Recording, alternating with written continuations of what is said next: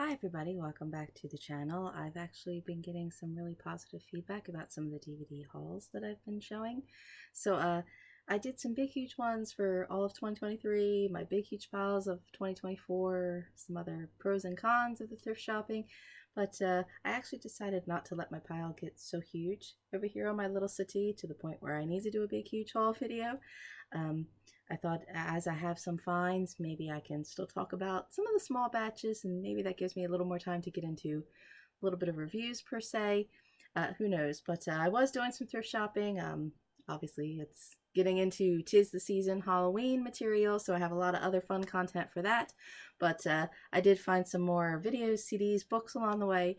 I thought, geez, hey, let me throw out another quick video here. I'll just get right into it. CDs, yes, I still buy CDs. I don't know anything about Spotify, Apple, sorry. And I spent a long time trying to upgrade, my vinyl, even 45s, my cassettes, trying to find not always the same albums a lot of times. Sometimes they're not just like for like kind of albums, so I end up sometimes getting a lot of compilation CDs.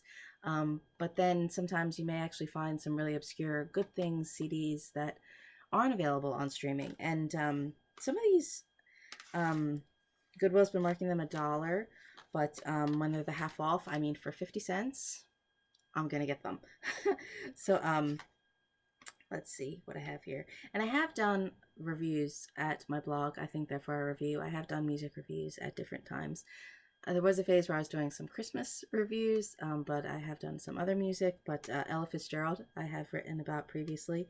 This is, I hate when they stick stickers in the wrong places, but what can you do? This is the best of the songbooks, which I do have a couple other of CDs or some of the records of some of the songbooks that she's on, but they're so excellent. So I thought here, just a quick little compilation one. Very awesome. And it's kind of funny. I always feel guilty when I'm listening to compilation stuff on CDs because I think to myself, no, I do have the real albums. They're just on cassettes and they're on vinyl. I also got a Crystal Gale all-time greatest hits, Hair Goals, yes.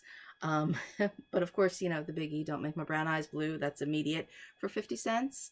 For 50 cents, you can't download the song. I mean, what are they now, like $1.29 or something? So heck, for 50 cents, yeah, I got the CD. What was this one? Oh, The Very Best of Cher. Again, I think I may have a couple of the old Sonny and Cher records. But this had, everything from, Beat Goes On, I Got You Babe, of course, all the way up to, Believe, If I Could Turn Back Time. As I was looking at this, I'm like, oh, I forgot about some of those big duets that were in some of those 80s movies, and Shoop Shoop, So I was like, hey, this is worthwhile. I wouldn't say I'm like a diehard, like Cher, like Will and Grace kind of person, but I'm like, you know what? That's a banger album. Okay. Van Morrison, Moondance. Again, Into the Mystic, who doesn't love? And again, another one, when I saw it again, I realized, I don't have this digitally. So definitely had to get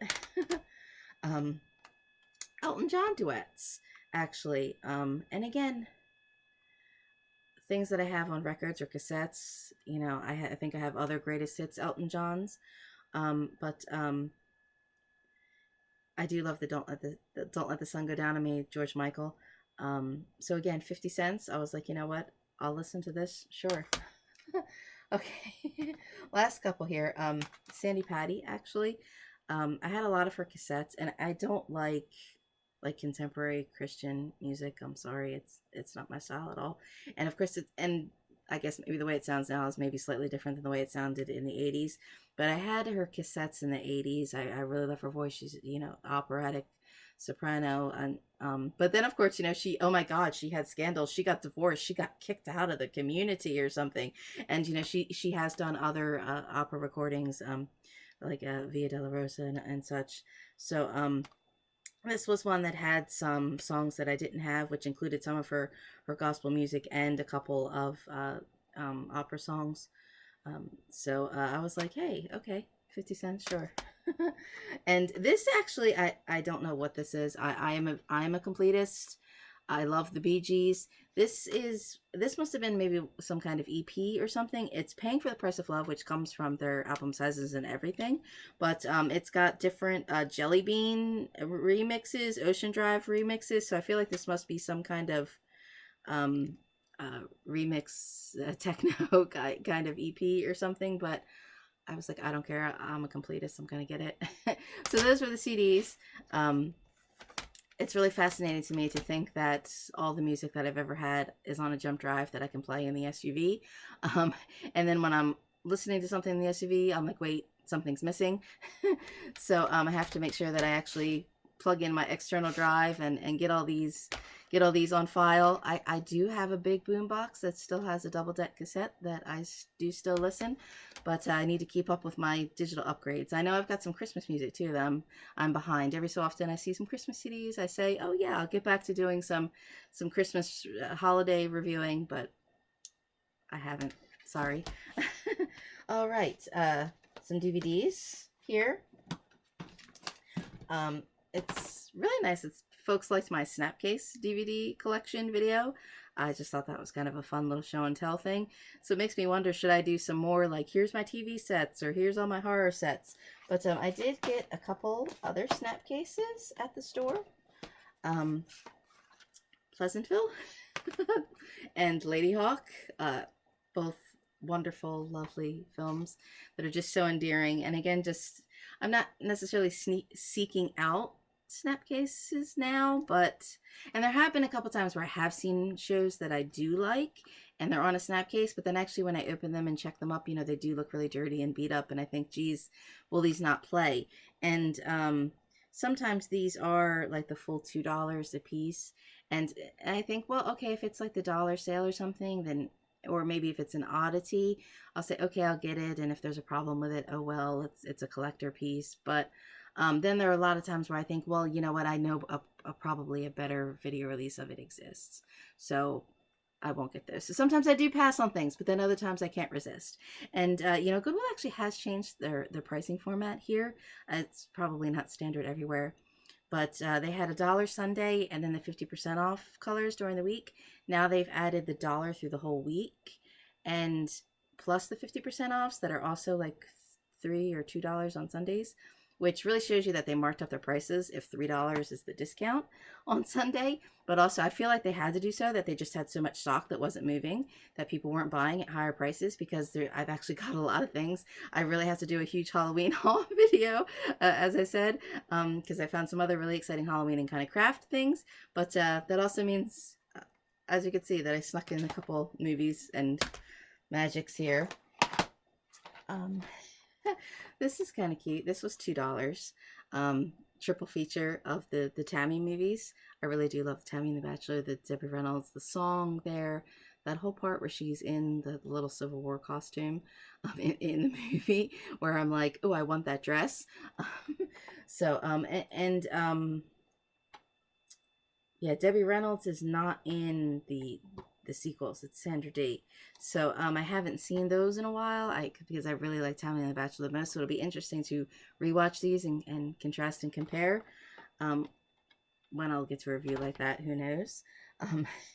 This Cinderella was actually marked 99 cents. I adore this version. I have written about this one on my blog. This is the one with Leslie Ann Warren. And, oh shoot, he passed away. What was his name? Oh, Stuart Damon. He was on General Hospital for 100 years. I really enjoy this one. I know there's folks who love the Julie Andrews version, and my nieces really love the one with Brandy and Whitney Houston that came after this. This was the one that I grew up with as a kid. Every time somebody says 10 minutes ago, I still think of this song. But this film also, again, is like style goals for me. They've got like the little fake AstroTurf lawn and like cardboard sets, but then like real horses are walking on the set. And the way they've got like that fake like Tudor paneling in their house, and like that fake like holiday kind of little brick fireplace facade. There's a little part of me that's like, can I make that? Can I do that? Can I? So this one comes on some live streams. Sometimes it's available on some of the other platforms. Actually, I could make screen captures of this now that I have it here. But it's one that I always tune in. It's very charming, and I always think of the the Ugly Stepsister song. I don't want to sing. I don't want to get the hit, but but I do find this one very charming, even in its hokiness. I still love it, and I know you probably don't expect me to be some kind of Cinderella sing-songy kind of person, but I do love this one, and I have, as I said, I have written about this one. So some of these other places where I've done some of these music reviews and some of these other written things, I'll also link and include those below. Snowy River, the McGregor Saga. I did write a small blurb about this. This is an old Australian TV show from the 90s. I wrote about this, obviously, as part of the Guy Pearce career rewatch. And I actually may have spoken about it on a podcast, so I'll link to that below as well. I was really surprised to see this in the store because, I mean, this came out after it was made. I saw some seasons of it on, like, I guess Family Channel or something on American TV, but they never showed all the episodes. Only like recently with a lot of the free live streams and everything, and the whole series may even be readily available on YouTube now, and legitimately.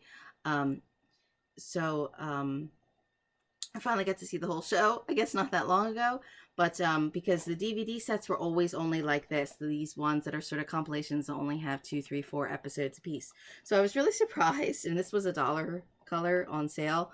I was like, oh my god, okay, Snowy River, that's so funny. I'm a completist, okay.